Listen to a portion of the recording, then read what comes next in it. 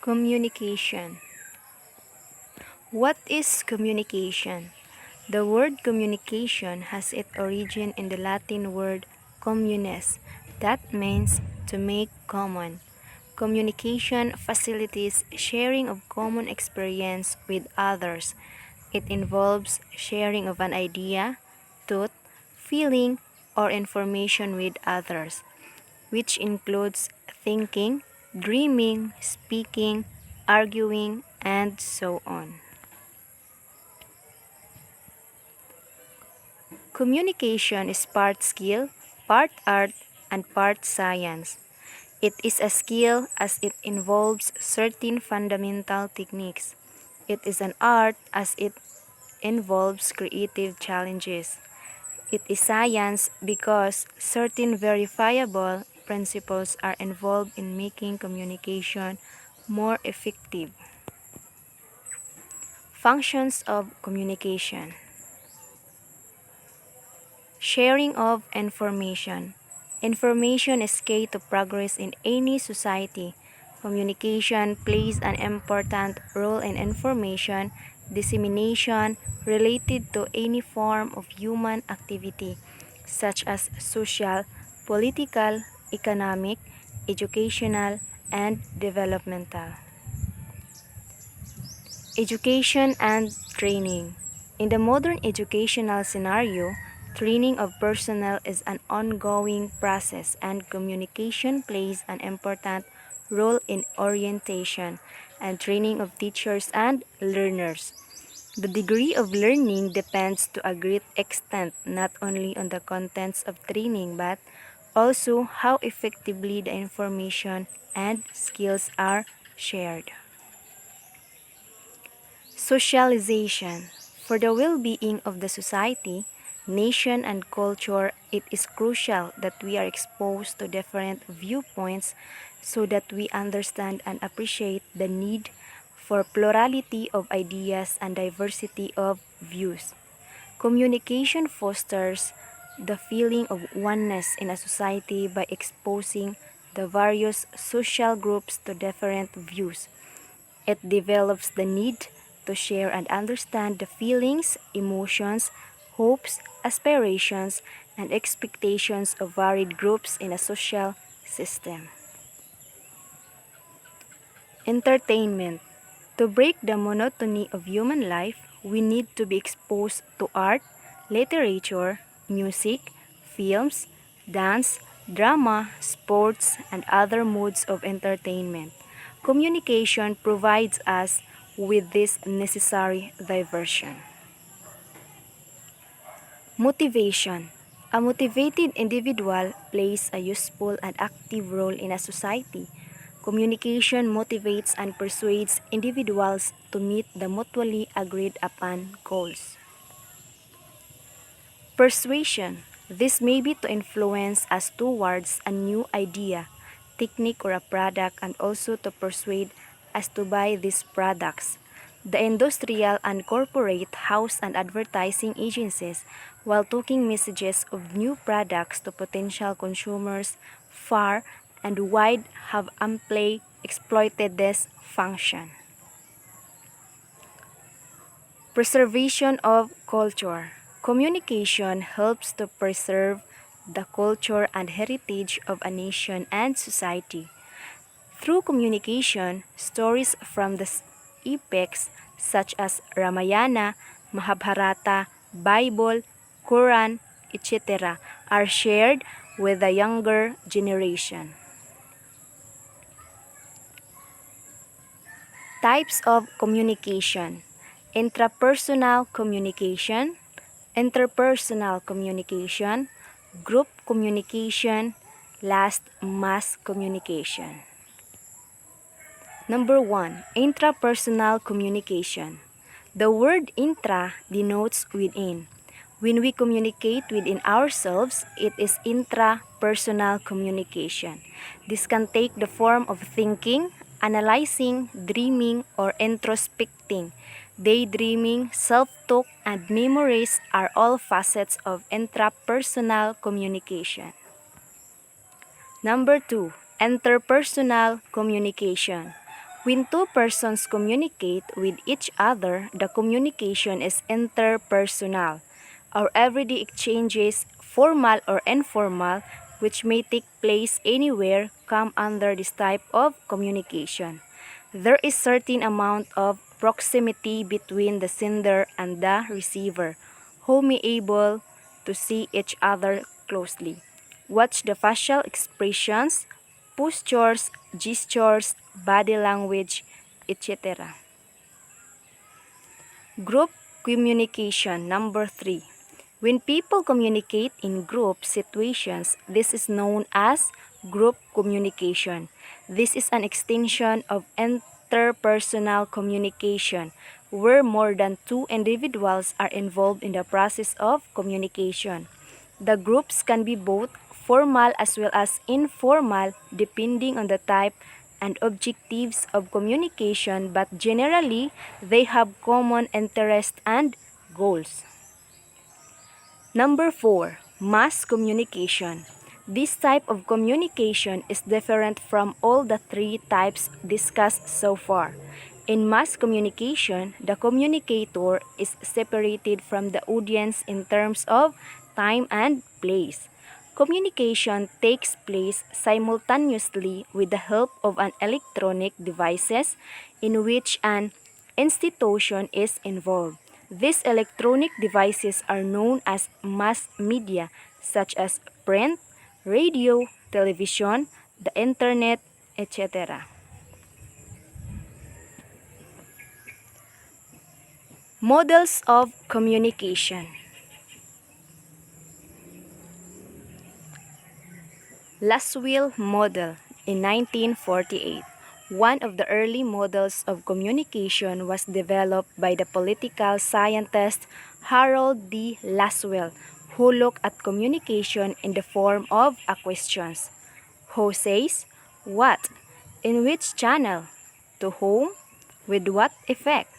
This verbal model focused attention on the essential elements of the communication and identified the areas of communication research. Shannon and Weaver model in 1949. This model of Claude Shannon and Warren Weaver has been considered as one of the most important models of communication, and it has led to the development of many other models. It is referred to as the transmission model of communication as it involves signal transmission for communication. Charles Osgood's model in 1954. Osgood in his model showed communication as a dynamic process in which there is an interactive relationship between the source and the receiver of the message. An individual engaged in the communication process sends as well as receives message and as such encodes, decodes, and interprets message through a number of feedback mechanisms. Wilbur Schramm, as well-known communication expert, did not make a sharp distinction between technical and non-technical communication. But drawing upon the ideas of Shannon and Osgood, Schramm proceeded from a simple human communication model to a more complicated one. His first model has a lot of similarity with Shannon and Weaver model. Communication process. Number 1, source. The source of communication is the sender who has a message to impart. The sender has to decide how to communicate a message, which channel is to be selected for the message, and what type of strategies should be planned so that the message make the desired response. The sender provides verbal or non-verbal cues that can be received, interpreted, and responded to by the receiver. Number 2, message. Message is a set of signs and symbols which are given by the source to create meanings for the receiver. Message is the content which is shared between the participants in the communication process. Number 3, channel. Channel is the medium used to communicate a message from the sender to receiver. The channel could be spoken word, printed word, electronic media, or even non-verbal cues such as signs, gestures, body language, facial expressions, etc. Number 4, communication. Number 4, receiver. Communication cannot take place without a receiver, for whom the message is meant. The receiver should receive the message in the same way it was meant by the sender. Number 5, noise. Noise is distortion in a message which affects the flow of communication. Noise could be due to internal as well as external sources. Noise creates barriers in communication and it could be of many types. Number 6, feedback. The response given by the receiver to the message of the sender is known as feedback. Communication being a two-way process without the element of feedback, any discussion of the process of communication is incomplete. Barriers of communication. Physical barriers. If the source is not visible to the receiver and she or he is not comfortable in the environment, it may create barriers in the communication. Geographical distance may also create barriers, as people may like to communicate with one another but due to physical distances may not be able to do so. Psychological barriers. Due to individual differences, attitudes, interests, and motivation levels, we perceive things and situations differently. Apart from this, the varied levels of anxiety, inherent prejudices, and previous experience also create barriers in communication. Sociocultural barriers. Sociocultural barriers also operate. Some societies are less vocal, which may affect their level of communication, with those from other cultures who are more vocal or aggressive in behavior. Linguistics barriers.